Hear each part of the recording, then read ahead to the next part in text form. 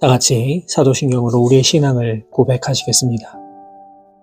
나는 전능하신 아버지 하나님, 천지의 창조주를 믿습니다. 나는 그의 유일하신 아들, 우리 주 예수 그리스도를 믿습니다.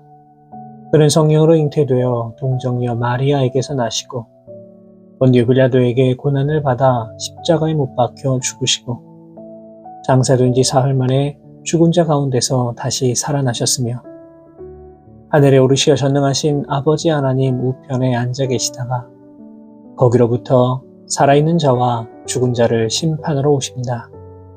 나는 성령을 믿으며 거룩한 공교회와 성도의 교제와 죄를 용서받는 것과 몸의 부활과 영생을 믿습니다. 아멘. 다 같이 찬송가 380장 나의 생명 되신 주 함께 찬송하시겠습니다.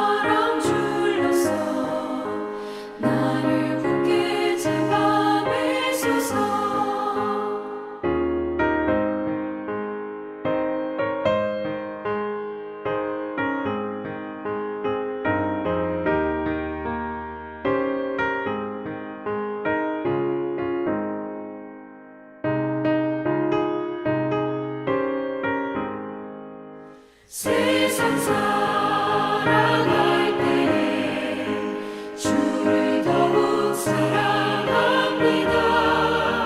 발걸음 난 천국에 나의 영혼 들어가겠네. 날마다 주를 찬송하겠네. 주의 사랑 줄로서 나를 굳게 잡아 매소서.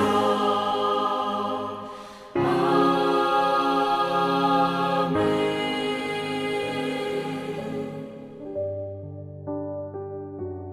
오늘 우리에게 주시는 하나님의 말씀은 신약성경 야고보서 3장 1절에서 6절까지의 말씀입니다.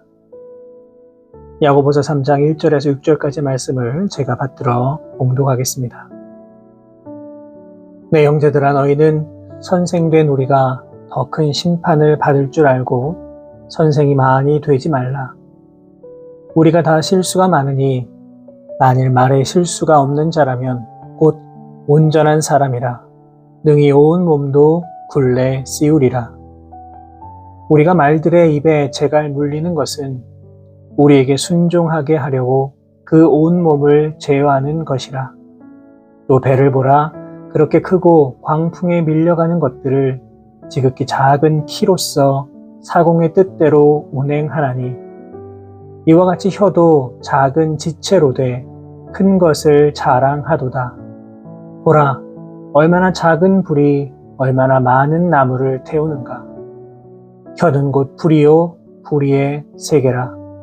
혀는 우리 지체 중에서 온 몸을 더럽히고 삶의 수레바퀴를 불사르나니 그 사라는 것이 지옥불에서 나느니라. 아멘. 사도 야고보는 오늘 본문 1절을 통하여 선생이 많이 되지 말라 당부하고 있습니다. 이 말은 단순히 전문적인 직책만을 염두에 두고 하는 말이 아닙니다. 오늘 본문에 담겨 있는 깊은 의미는 선생뿐만 아니라 매사에 자신의 의견을 피력하는 것을 좋아하고 지나치게 다른 사람들의 일에 간섭하기를 좋아하며 타인에 대하여 비난과 비판과 판단을 일삼는 자들을 향해 주시는 말씀이기도 합니다. 선생은 직무상 도덕적인 판단을 늘 해야만 합니다. 또 지적인 판단도 해야만 합니다. 그렇기 때문에 선생은 직무상 비판적인 사고로 세상을 바라보기 쉽습니다. 그래서 때로는 자신은 그렇게 하지 않으면서 그저 타인을 가르치려고만 하고 무엇인가 시키기를 좋아한다는 그러한 비판을 받을 수도 있게 됩니다. 그렇기 때문에 오늘 본문은 스스로 판단하여서 타인을 정죄하는 사람들에게 그렇게 하지 말라는 경고의 메시지를 담고 있습니다. 예수님께서는 마태복음 7장 3절의 말씀을 통해 어찌하여 형제의 눈 속에 있는 티는 보고 내 눈 속에 있는 들보는 깨닫지 못하느냐 말씀하셨습니다. 다시 말해서 다른 사람을 비난하기 전에 먼저 자신을 돌아볼 수 있어야 한다는 것입니다. 타인을 비난하면서 자신은 안 그런 척 하는 것은 악한 습관 중 하나입니다. 우리는 다른 사람의 약점을 잡아내는 것은 참 너무나도 잘합니다.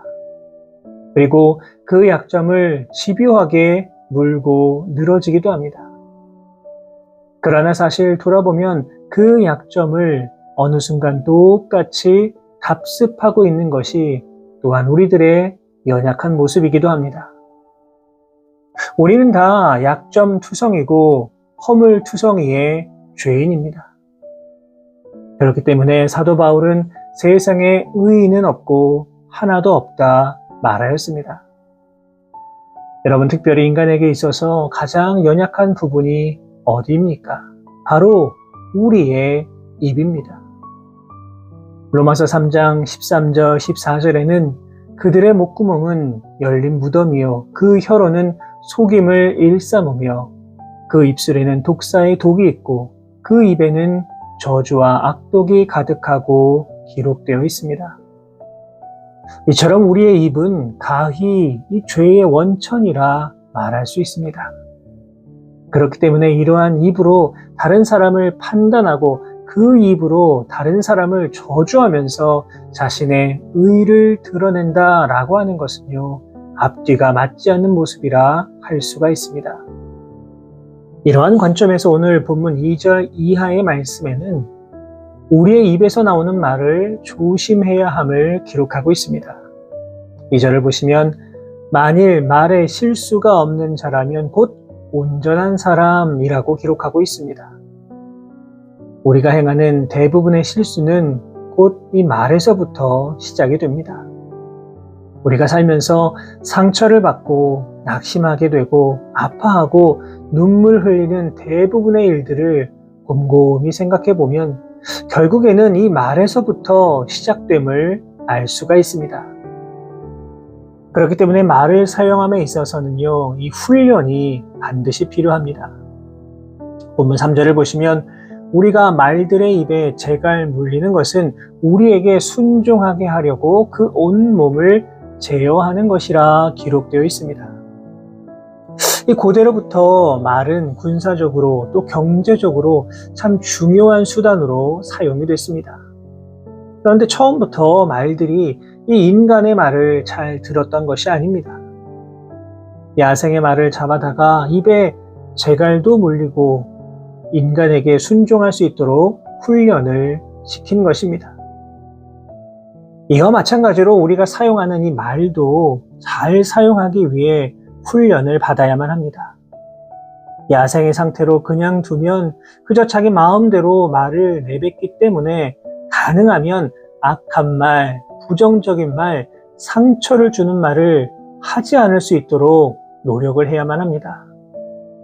그래서 흔히 타인에 대해 평가할 때에 그 사람이 사용하는 말만 들어도 그 사람이 어떤 사람인지 알 수 있다, 이러한 말들을 하는 것입니다. 우리도 모르는 사이에 좋은 말, 긍정적인 말을 많이 하기보다는 이 부정적이고 나쁜 말에 더 익숙해져 있습니다. 그렇기 때문에 우리의 생각을 잘 다스리고 올바로 훈련하지 못하면 인간은 부정적이고 나쁜 영향을 쉽게 받을 수밖에 없습니다. 다윗은 시편 141편 3절의 말씀을 통하여 여호와여 내 입에 파수꾼을 세우시고 내 입술의 문을 지키소서라고 노래하기도 했습니다. 어떤 언어학자가 사람이 하루에 사용하는 말을 조사해 보니 남자는 12,000개, 여자는 25,000개를 사용하고 일생 동안 말하는 시간을 다 합하면 13년이나 된다라고 하는 결과를 발표한 적이 있습니다.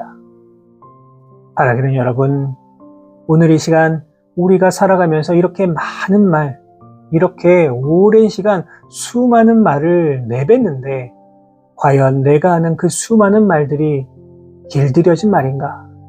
훈련받은 말인가? 아니면 거칠고 부정적인 말인가 생각해 볼 수 있기를 바랍니다.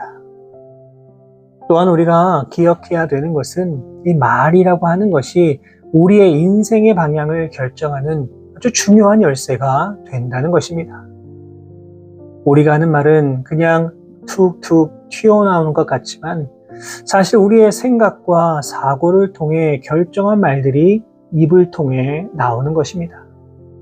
그렇기 때문에 말이라고 하는 것은 배의 키와 같이 우리 인생의 항로를 결정하는 중요한 수단이 됨을 우리는 늘 기억해야만 합니다. 오늘 보면 4절의 말씀입니다.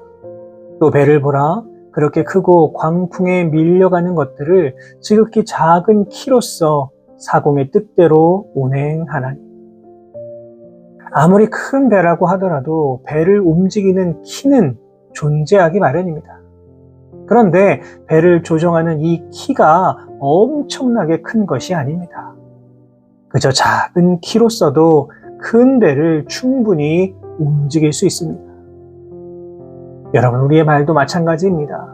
우리의 이 작은 입에서 나오는 말이 우리의 인생을 성공으로 혹은 실패로 충분히 이끌 수 있습니다. 그렇기 때문에 인간의 성공과 실패는 결국에 우리가 하는 이 말에 달려있다라고 해도 과언이 아닙니다. 바꿔볼 만한 인생이라고 하는 책의 저자인 해럴드 셔먼은 불행을 당했음에도 불구하고 성공한 사람들은 긍정적인 말로써 운명을 좋은 방향으로 바꾼다라고 말하였습니다. 예를 들면 바울과 실라는 복음을 전하다가 억울한 누명을 쓰고 감옥에 갔으나 하나님께 기도하고 찬양하였습니다. 이들은 감옥이라고 하는 환경을 바라보고 실패의 늪에 빠진 것이 아니라 하나님을 원망하고 저주한 것이 아니라 오히려 그 안에서 하나님께 기도하고 찬양함으로 놀라운 자유의 역사를 경험하게 되었습니다. 그렇기에 우리도 이제는 우리의 말과 생각을 바꿔야만 합니다. 늘 우리의 말을 점검하고 조심해야 합니다. 우리가 너무나도 잘 알고 있는 것처럼 이 말 한마디의 위력은 참으로 대단합니다. 오늘 보면 5절의 말씀입니다. 이와 같이 혀도 작은 지체로 돼 큰 것을 자랑하도다. 보라, 얼마나 작은 불이 얼마나 많은 나무를 태우는가. 작은 불씨 하나가 얼마나 큰 재앙을 일으키는지 우리는 너무나도 잘 알고 있습니다. 이처럼 우리의 말은 사람을 얼마든지 죽이기도 하고 살리기도 하는 위대한 능력을 가지고 있습니다. 성경에도 말로써 저주가 아닌 복을 받은 수많은 사람들의 이야기가 기록되어 있습니다.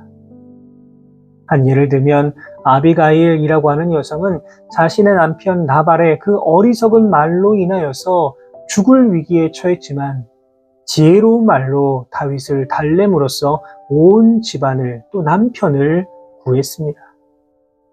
예수님과 십자가에 함께 달린 강도 중 한 명은 온갖 죄로 가득한 인생을 살았지만 인생의 마지막에 예수님을 향하여 당신의 나라에 임하실 때 나를 기억하옵소서라고 말하였고, 그는 예수님으로부터 오늘 내가 나와 함께 낙원에 있을 것이다 라고 하는 그 축복을 받아 누리게 되었습니다.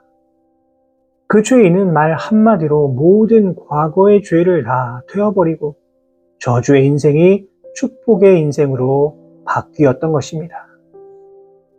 사랑하는 모든 성도 여러분, 말 한마디로 천냥빚을 갚는다 라고 하는 말이 있습니다.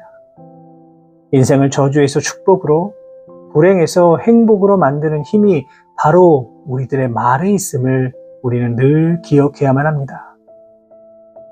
인생에서 세 가지 돌이킬 수 없는 것이 있는데 그것은 잃어버린 기회, 쏘아버린 화살, 쏟아버린 말이라고 합니다. 바라기는 여러분, 오늘 하루도 이 땅을 살아가실 때에 항상 선하고 아름다운 말을 할 수 있도록 입으로 나오는 그 말을 잘 다스리고 훈련하시며 또 세상에 선한 영향을 끼치는 말을 하심으로 말미암아 소금과 빛의 사명을 온전히 감당하시고 하나님 앞에 영광 올려드릴 수 있는 우리 모든 성도 여러분의 귀하고 복된 삶의 모습이 되실 수 있기를 주님의 이름으로 축원합니다. 기도하겠습니다. 사랑과 은혜의 하나님 아버지 감사합니다. 오늘도 우리에게 귀한 하루 허락하여 주시고 주님의 사랑으로 새로운 날을 맞이할 수 있도록 인도하여 주심에 감사를 드립니다. 거룩하신 하나님, 우리에게 오늘도 귀한 말씀 허락하여 주심에 감사를 드립니다. 이 시간 우리의 입을 통해 나오는 그 수많은 말들을 생각해 봅니다. 혹시라도 나도 모르는 사이에 나의 말로 인하여서 다른 사람에게 상처를 주고 부정적인 말들로 가득하며 악한 말들을 쏟아내고 있는 것은 아닙니까?